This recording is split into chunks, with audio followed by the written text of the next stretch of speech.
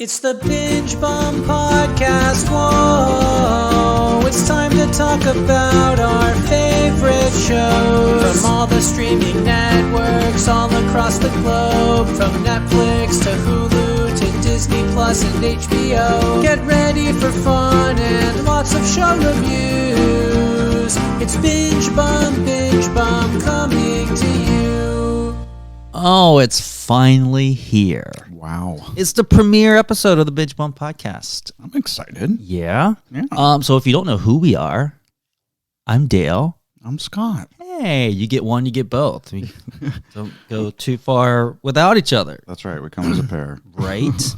So I guess a little preamble to what we're going to talk about. We watch a lot of streaming television. And instead of talking to each other constantly, we thought we'd talk to you guys out there in podcast land. Yeah, we would put it on a recording and put it out to the world. I like it. Dale, this is the golden age. The golden age of television is right now. You are not lying. There's so much. And we thought last year was just a fantastic year for streaming television. This year already, this is the second full week of the new year. It's already going to be great. Yeah. I can't wait. I mean, 2021 has to be better than 2020, right? I saw this meme the other day that and it actually relates to like a streaming video subscription plan where you get 7 days free. Yesterday was the 7th day. Everyone says, I tried my free trial of 2021. I want to cancel my subscription. So everyone's already thinking that 2021 is going to be bad. Let's hope that's not. Let's hope not. But at least streaming television has your back. At least we're gonna have plenty to watch because we got stuff to talk about. And we thought with the first premiere episode of the Binge Bum being this early in 2021, we should take a look back for a little bit. We've got to because there's still stuff that hasn't quite hit yet for 2021, and most of the. So much stuff came out in the very, very end of 2020. Right. The end of it was probably the best. Yeah. But let's start from the top. And should we say that one of the biggest news stories and video films of documentaries of the year, it was the year of the Tiger King. Well, oh my goodness. Well, for better or worse, right? Right. What a mess. What a shit show that was. Oh my God. Not for me. Couldn't get into it. I couldn't get into it either. And this went so far as Carol Baskins being on Dancing with the Stars. So crazy. I think she was voted off pretty quickly. I think she was the first one to go. Probably because she sucks. Right. Yeah, exactly. But let's go through some of the notable premieres of 2020. First on the list has to be Disney Plus's The Mandalorian. Oh my goodness. Season 2 was probably better than season 1. Yeah. Yeah. That is a show that says nothing but quality. And from the opening credits to the end credits, that artwork closing piece is amazing. Everything was done so well, and that has a lot to do with the creators and the people behind the scenes who really put their all into it. I mean, Disney knows how to do it. They do. But it was Favreau. How do you say his last name? He really guided that. It was his idea. He went to Disney with it. He said, I want to do this. And they were all on board. Right. And they really made it happen. I mean, even the end titles, that's one of my favorite parts is that closing the sequence. I think they look like paintings or something. I think they're drawings. They're like amazing. Really good drawings of storyboards that were kind of used. If you guys have not checked this out yet, you don't have to be a diehard Star Wars fan to get into this. That's what I think I like most about it, because I am one of those people. I enjoy watching Star Wars. I am not a big fan. I can't tell you where this fits into that whole Star Wars timeline. We're still trying to figure that out. I have no idea, but I know that there's a thing that exists, which is actually kind of cool. Yeah. It'd be nice to kind of have it printed out and put on the wall if you're a huge Star Wars fan. Yeah. Just kind of have that timeline. I think it's pretty obvious that it's sometime after the original trilogy, shortly after Return of the Jedi. Right. And before, if you say so. And before the most recent 3. So I think it's in that vein. And without giving it away, for those who have not seen this past season, although shame on you, but what about the very last scene Oh my goodness. It was too much for me. I know. Wait. Did I see tears and I heard sniffling? There was definitely sniffling and tears on the other end of the couch. It was a great surprise ending. And I don't want to give it away. No. I don't want to give it away because either. if people haven't seen it, we don't want to ruin it for them. But exactly. It was pretty damn cool. Yeah. And I was surprised, and I didn't even hear anything about it. No, that's what's been great is there hasn't, we pretty much have, and that's, because we were 2 weeks because Christmas had fallen and we were away and we just didn't get to it. Right. And so I was surprised we actually didn't have the spoilers because we were only missing that one. It was pretty freaking awesome. We did a pretty good job. And so leaving that aside, Little Files Everywhere from Hulu. Hulu did a great job. They had so much wonderful content in 2020, but this comes from Reese Witherspoon. She was really behind this. She's the one that brought it to, I think she bought the rights to the book.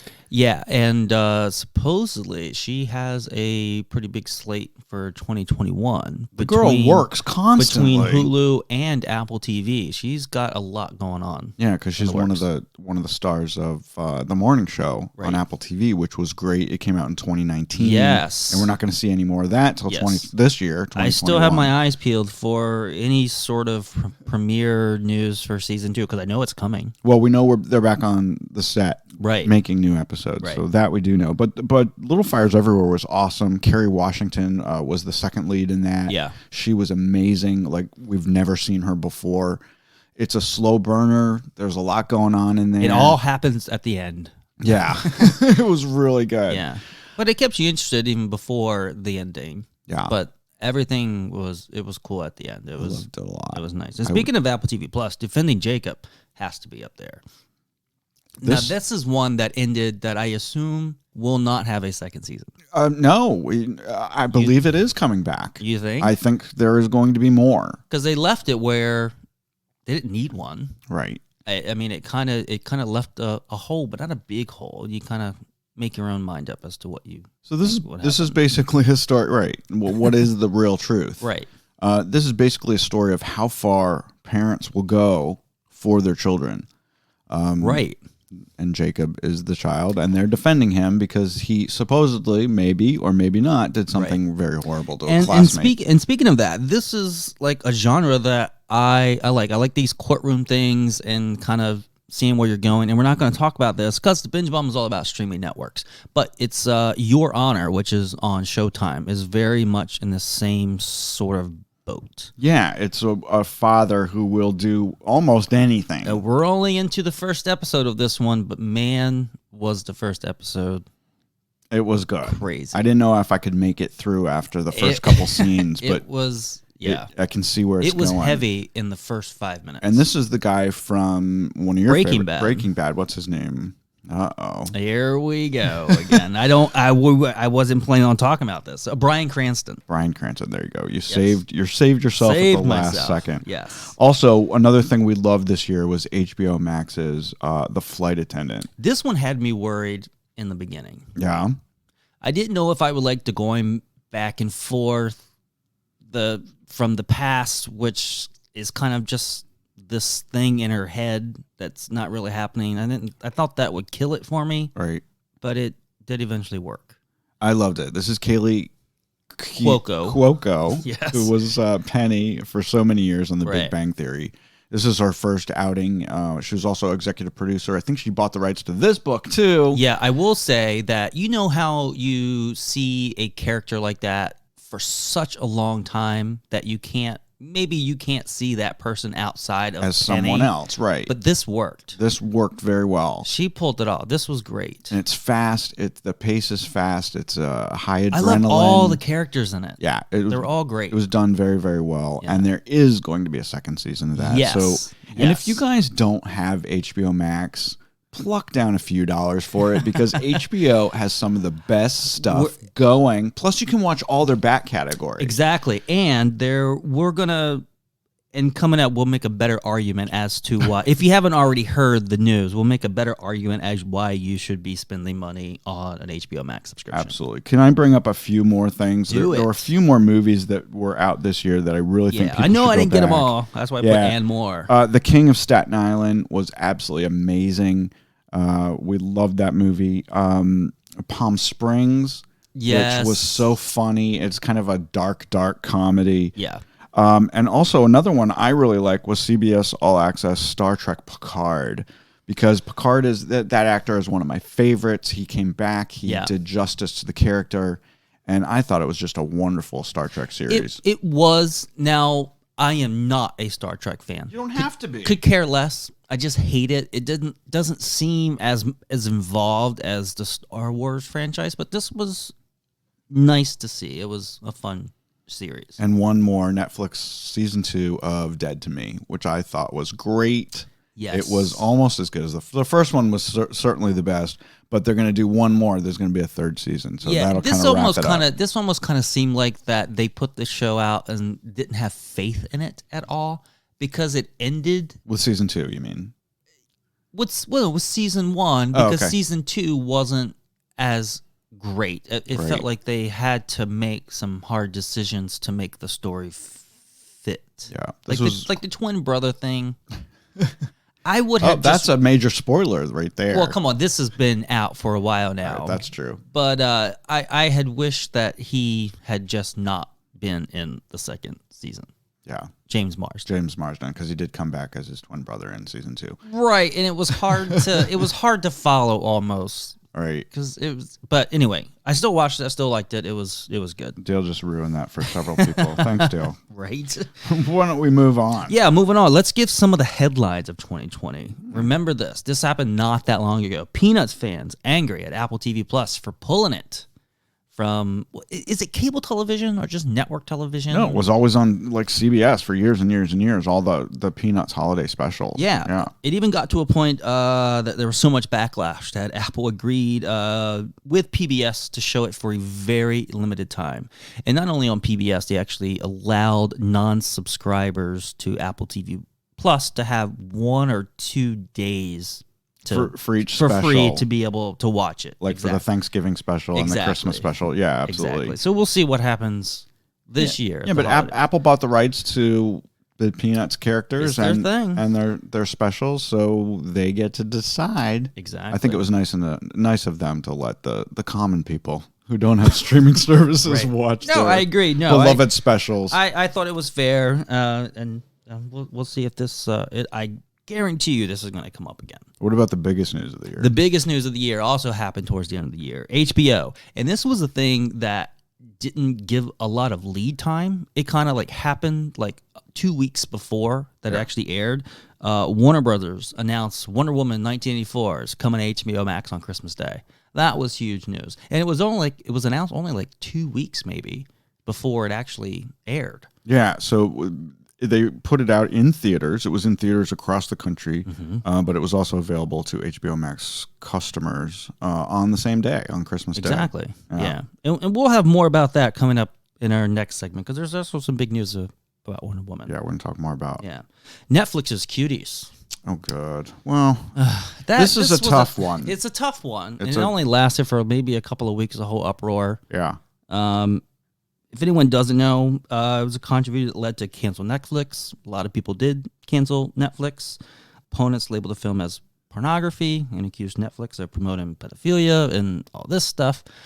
But you say Netflix Cuties. This was not a Netflix movie. This was a movie that Netflix bought the rights to show in the United States. It was a French movie. It was a French movie produced won, by it won big at Sundance or some Cannes or the Venice Film thing or something. Yeah, it won big. So they bought the rights to be able to show it in North America, and that's where all the controversy came from, because they were showing underage children in kind of a sexy thing. But the director kind of defended herself by saying, the reason I made this movie is to bring light to the fact that people are sexualizing underage children. Exactly. That was the whole point of the movie. And what makes the argument kind of baseless is people were basing their opinions on the poster that was put out. And didn't even watch Never the movie. watched the whole show. Or got no information. Well, this is happening a lot lately in the 21st century. Exactly. People jump to conclusions and get their information from fifth sources, and they don't know what the hell they're talking about. Or they're just joining the movement of... Let's get on the bandwagon. Exactly. Right. Yeah.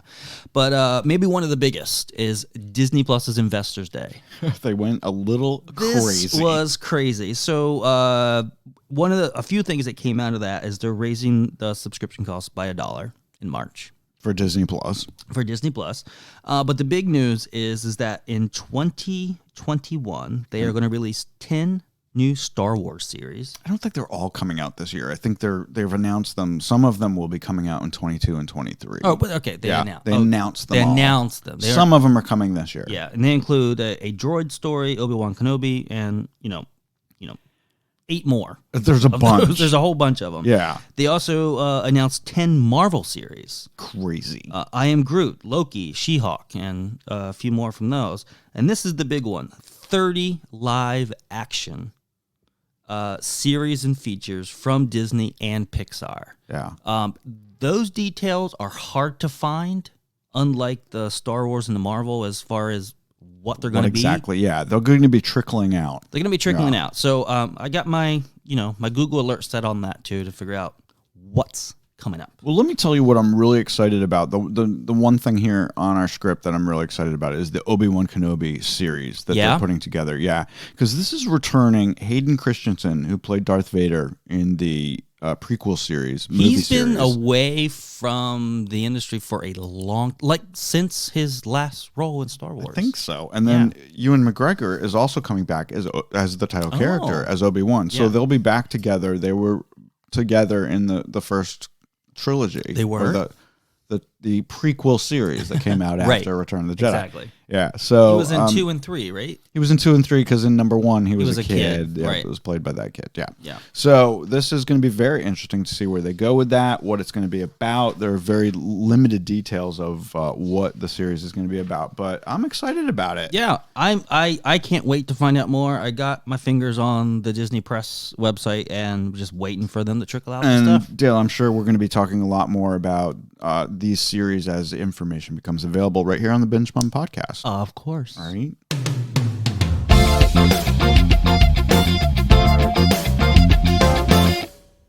All right. So, looking ahead, there was some big news announced for The Office fans. Now streaming on Peacock. Every single episode. Seasons 1 and 2 are available to stream for free, but the rest, you have to have one of the subscribed plans, either the $4.99 or the $9.99 plans, to be able to watch 3 through 9. This is on Peacock. Peacock. Yeah. Not a lot happening with Peacock as far as original series. It's pretty much just, kind of regurgitating the old stuff that's from TV, but I suspect things are coming soon. Well, they do have that Saved by the Bell, the new reimagined Saved by the Bell, which features all the original characters along with a whole slate of new high schoolers. Yeah, I can't get into it. Right? I grew up on the original Saved by the Bell. This is kind of weird and wonky, and I mean, I get it. I haven't checked it out yet, but I will check it out. But what I do love is The Office, and who doesn't? The Office has never waned in its popularity. It's just like Friends. It's going to be with us for the rest of our lives. But here's the kicker, though. So 1 and 2 are free for the non-paid plans, and 3 through 9 you have to pay. And with your paid subscription, Season 3, and this is the only one that I've been able to verify. I don't know if 4 through 9 will include this eventually, but they include never-before-seen footage, deleted scenes, and all that fun stuff, that bonus footage at the end of each episode. You can find a lot of those on YouTube, but they're usually user-curated and taken. So now it's all in one place. Yeah, so this is all going to be in one place. And, of course, back in 2019... all before that time, it was on Netflix forever. So Netflix fans who had been watching it, of course, are obviously upset now that it's been moved. But that's fine. What's happening is that all the streaming companies that have started, they're pulling their own stuff back to their streaming platform. Exactly. So Peacock's NBC, The Office was on NBC, so this makes sense. Exactly. So we'll see where it goes. Warner Brothers made news, fast-tracking a Wonder Woman 3. Well, I saw this coming. I say boo-hoo. The movie made... Okay, so we talked about this earlier in the show. The movie, when it came out on Christmas Day, was in theaters and on HBO Max, free for subscribers. Right. It made $84 million at the box office alone. Crazy. That weekend. And that's worldwide, though. Worldwide. Yes. Yes. Well, the world loves Wonder Woman. Yeah. No, I'm actually surprised by that number considering where we are in the state of the world. Everyone's staying at home. I think that's great. Right. I've never heard of this. It's received a cinema score of B+. I disagree. I'm not a fan of either 1 or 2. I'd give it a C-. You give it a C-? Well, we did not go to the theater. We watched it on HBO Max. And I know the one thing that you were worried about was the reintroduction of Chris Pine. Steve Trevor. Yeah, the Steve Trevor character who died at the end of Wonder Woman 1. And now that was World War I, and now we're jumping all the way to 1984, which was weird. It was kind of fun to see Washington, D.C. in 1984. They did a pretty good job. They did a pretty good job. And I think they actually did a pretty good job with him coming back, the way they did it. So I totally disagree. I thought it was stupid. I don't think it was necessary. It wasn't necessary. I think we both agreed that he didn't need to be in the movie at all. No, he served no purpose whatsoever. Right. But I thought the general plot was ridiculous and stupid, and I thought it was beautifully shot. I think Patty Jenkins, the director, did an amazing job shooting it. I think Gal Gadot is absolutely beautiful and wonderful as Wonder Woman. I don't fault her at all. Yeah. It was a horrible story. It was a horrible script, and I hated most of it. I don't like it. And I know this third one's going to come out, and I'm going to watch it, and I'm probably going to have the same. They've got to do better. They've got to do better than number 2, because number 1 was very watchable and very likable. I enjoyed it a lot, except for the final battle scenes, which I thought were over the top. Exactly. Talk about over the top. Some of this lasso work in this second movie. I don't want to give any spoilers away. That is what you mentioned. But there's a couple things in there that are just so friggin' stupid that I just couldn't get past it. Well, hey, guess what? No.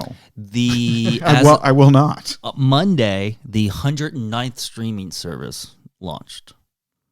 I kid. I don't know what number it is.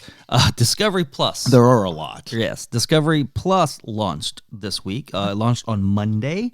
It's billed as the definitive nonfiction streaming service. This is fun. This service is teamed up with Verizon that gives customers on select plans, you get a year of Discovery Plus free with your Verizon Plus plans. Okay. I signed up. Well, I liked it. We had to because we do the Binge Bum Podcast. Exactly. It plans to premiere with 1,000 hours of original content across 11 categories: love, relationships, food, true crime, my favorite, home, lifestyle, adventure, documentaries, paranormal, all that stuff, blah, blah, blah. HGTV, ID, Lifetime, History, Travel, Food Network, TLC, OWN, Animal Planet. I think there's a total of 20 networks there's that a it lot. includes. There's a lot. And they're also launching with a preview of Magnolia Network, which is huge. This is Joanna and Chip Gaines. We all love them from their home makeover shows in Waco, Texas. We watched one just a couple days ago. We watched Magnolia Table, where Joanna makes food that she's been making for her family that were passed down, recipes.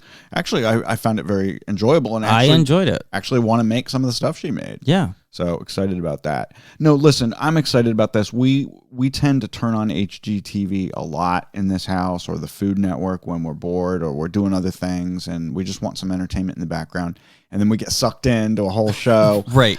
So I'm loving this. I'm loving that we can watch all this stuff without commercials, because I'm sure you did get the plan with the ad-free, didn't you? I did. Okay. Tell them about, there are 2 subscription tiers, Yeah, right? but before that, on Monday, it launched with 42 original series and films. Nice. I have right here in my hand a printout of the entire catalog. You're not going to read that whole through January 24th. This is through January 24th. Okay. If you want to know what I'm looking at, this is posted now at bingebum.com. Oh, okay. It's all laid out. It's organized by genre, okay, which I think makes it a lot easier. Dill, I was seriously thought you were going to read the whole fucking thing. No, I'm not. I brought this down to maybe go through some things, but I'm not doing that because it's too much. But anyway, 2 subscription tiers. The $4.99 a month, which will be ad supported, and then $6.99 a month, ad free.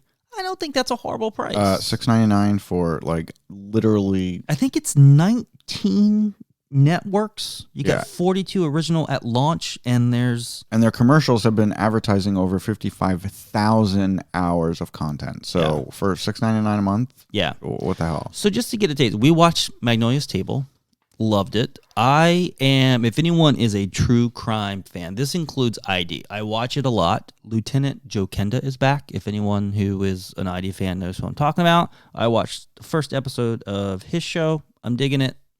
I'm glad that it's here. Nice. Well, I'm excited too. And I'm sure you'll let me watch yours, right? Well, of course. Thank you. I'll share it. Thanks. And other news, CBS All Access will become Paramount Plus this year. CBS, go ahead. I don't understand this, but I mean, I wonder what they were thinking sitting around the board table. Well, here could be the answer to your question. CBS All Access is expected to rebrand to Paramount Plus sometime early this year. I have not been able to find an exact date. With the rebrand, the libraries of BET, CBS, Comedy Central, MTV, Nickelodeon will be included, which is not included in CBS All Access. I see. So they're kind of putting everything they own under one umbrella. It's all the libraries under Paramount. Got it. And this will also include some Paramount films, I believe. That has not been cleared. I hope that this means I can go back and watch the original MTV Real World series that I used to love. I know. You know, I tried out for Real World twice. Yeah. All right, let's talk about what we watched and our thoughts. Well, everything? Everything. We don't have time for that. We're running out of time. I just kind of made some of the things that we recently watched. Okay. I'm very excited about this. Not everyone's going to love it, but I loved it. Yeah. Let Them All Talk. It is so good. It's on HBO Max. Mm-hmm. Yeah. It came out in mid-December. This is the Meryl Streep movie. It also co-stars Diane Wiest, Candice Bergen, Lucas Hedges, Gemma Chan. It was produced and directed by Steven Soderbergh, and it is pretty cool. I'll just tell you really quick what it's about. Meryl Streep plays an author. Yes. She needs to get to London to accept a award, but she can't fly. So someone comes up with the idea of putting her on the Queen Mary 2, and they do a crossing, and she brings friends with her. It's a very dark comedy, but here's the best part. So Steven Soderbergh found this script by someone, and I'm sorry that I don't know her name, but he threw the whole script away and just wrote down an outline, and he had all of his actors improvise their own lines. That was cool. He shot the whole movie himself with one camera, no lights. He used all natural light on the ship. 95% of this takes place on the cruise ship. And there you go. It was basically a guerrilla-made movie. Meryl Streep was paid 25 cents for her participation in the film, and I think the end product is pretty friggin' cool. And knowing all that before you watch it, I think is the best part. I think it makes you appreciate it more knowing that, because if you go into it not knowing it, it's just very dialogue heavy and not much going on. But these people are just sitting around talking. It's not an action movie. It's not, a dialogue movie. It wasn't my favorite. All right. Well, I want everyone listening to check it out. It's called Let Them All Talk. And again, you guys should have HBO Max. Trust me. It's really good. You can go back and watch Veep. You can go back and watch Sopranos, all the old great Sex and the City, all the old great HBO content is on there for your enjoyment. Right. Plus all this new stuff. I know. There's going to be a lot of stuff. A Teacher. Hulu. It was originally on FX. I think then they put it on Hulu, right? Yes. Yeah. Kate Mara, who you know her from, she was in the first season of that show about the president. I'm with you, but I can't think of it. Yeah. Fuck. All right. And it also stars Nick Robinson. Those are the two. Yeah. Main characters. Loved it. Not the last episode. It ruined it for me. We didn't like how it ended, but it's a slow burn. It's another slow show. It's about a teacher who has a unfortunate sexual encounter with her student, and then what happens to their lives after that happens. Yeah, it's very good up until And the very last episode, it was very tense. I was like, oh, this is going to be good. Mm-hmm. And they just dropped it. It just, he just walked out the door. Right. So, I don't know. The last thing we're going to talk about, because we just started this, CBS's All Access, The Stand. This is a Whoopi Goldberg. Who is the author? I can't think of his name. That would be Stephen King. That's the one. Thanks. That's the one. Now, you said that this was, and I didn't know this, but you said that they had made this into a TV series once before. This has been it was a miniseries in the 90s, and it Rob Lowe was in it, and I believe Whoopi Goldberg was also in that one. It had a bunch of great people in it, but they've decided to refresh it and make it new. Nice. Also, Alexander Skarsgård's in this, James Marsden, Greg Kinnear, Amber Heard, Heather Graham. I mean, it's got an all-star cast. Yeah. There are 4 episodes that have been dropped so far. One comes out every week, I believe. Yes. We have watched episode 1, and I really dug it. It's creepy. It's dark. It's dark. And I'm digging That's Stephen King. Yeah, I'm digging it. So we have 3 more episodes to watch. Not sure when they drop them, what day of the week the new ones drop. I can't remember. Yeah, but as CBS All Access, it's got some great stuff. So yeah. Well, let's talk about. Wait, I got to stop you? That Kate Mara show was House of Cards, of course, with Kevin Spacey. Yes. Oh, the show that I love to hate and hate to love. Well, because it just went off the rails. Loved it a little bit less each season that was on. Yeah. Yeah. But lastly, let's talk about some notable premieres that are coming up. First one, love it, can't wait to watch it. January 5th on Netflix, The History of Swear Words. Yeah, it just dropped a few days ago. Yes. Nicolas Cage basically sits in a chair and tells you the history of swear words, where they come from, and why they are considered swear words. I love it. He's got a whole cast of comedians and actors and language experts, and they talk about basically where the origins of fuck and shit and bastard and all these words. It's a 6-part comedy series, and Nicolas Cage actually looks really great. He hasn't looked this good in years. Yeah, and he looks good in this. This is already in my queue, and it's not for kids. No. But it looks really like a lot of fun. It almost reminds me of like a Drunk History. You ever seen that show on Comedy Central? No, it's very much like that. Kind of like that, but they're not drunk. Yeah. And just kind of it's serious. It tells you where these things come from. And Nicolas Cage is there. Yeah. There you go. Next on the list, Marvel Studios Legends. Now, this serves a purpose from what I understand. It's going to serve as a refresher for the various heroes and villains making their way to the highly anticipated streaming shows premiered on Disney Plus. What we talked about before, the 10 Star Wars, the 10 Marvel things. So they're going to put out these little refresher episodes to get ready for the big time series of films that are coming out. Yeah, because they have so much content coming from the Marvel's universe that they want to remind people who all these people are. It's hard to keep up with all this. You need a chart on your wall. But one of their big upcoming series is WandaVision, which is going to be huge, I think. It comes out on January 15th. So if you want to find out kind of where these characters came from and where they're going, this is that little kind of in-between series that you need to watch. And that is dropping today on Disney Plus. Yes. Next, American Detective with Lieutenant Joe Kenda. Yeah, you already mentioned this. Yeah. This is one of my favorites. This came out with Discovery Plus. If you liked Homicide Hunter, that was on ID, I think you'll like this. The only difference is he's not narrating his own crimes. These are major crimes that have happened throughout the U.S., and he just kind of sits there and talks about them in his way.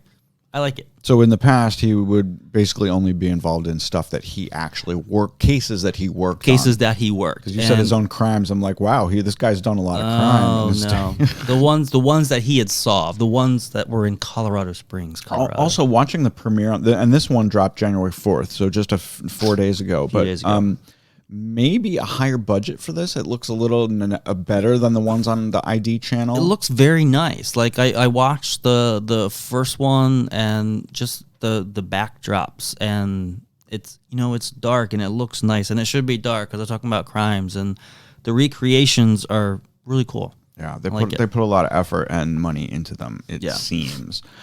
I am also very excited about this because it looks really, really good.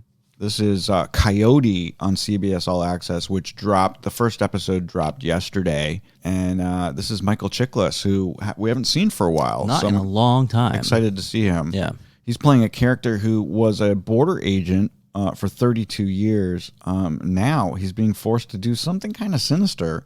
I don't want to give too much away. I kind of get when I see the trailer and read the description. This reminds me of like if you liked Breaking Bad, you'll like this. Yeah. Kind of the same thing. Good guy had to turn bad for a reason. For good reasons. For good reasons. Yeah. And it basically it kind of changes his whole views of the world. Exactly. And what he'd done for 32 years as an agent. So really excited about watching that. We're putting that on the list, Dale. Yeah, it's already in my queue. Ready to go.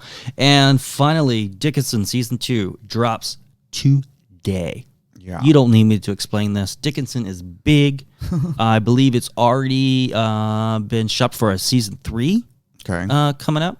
So this is on Apple TV Plus. Apple TV Plus. You didn't mention. It's also a half-hour comedy. It takes place in the kind of, late 1700s, early 1800s. Yeah, and it's fun. So it takes place back in those times, but they use words from current today. Yeah, so I wrote that down. I said it's kind of a period piece with modern day sensibilities. Yeah, exactly. About Emily Dickinson. And I think that's what kind of makes it fun. It just hasn't drawn my interest, but I guess maybe I should check it out. Maybe a little tiny bit. Maybe we should check it out. Exactly. We should check out everything. All right, Scott. That is the end of episode 1. Thanks for listening to the premiere episode of the Binge Bum Podcast. Keep up with us on Facebook and Twitter, and we'll see you next week. Hi, guys. We've got a lot of TV to watch. Yeah.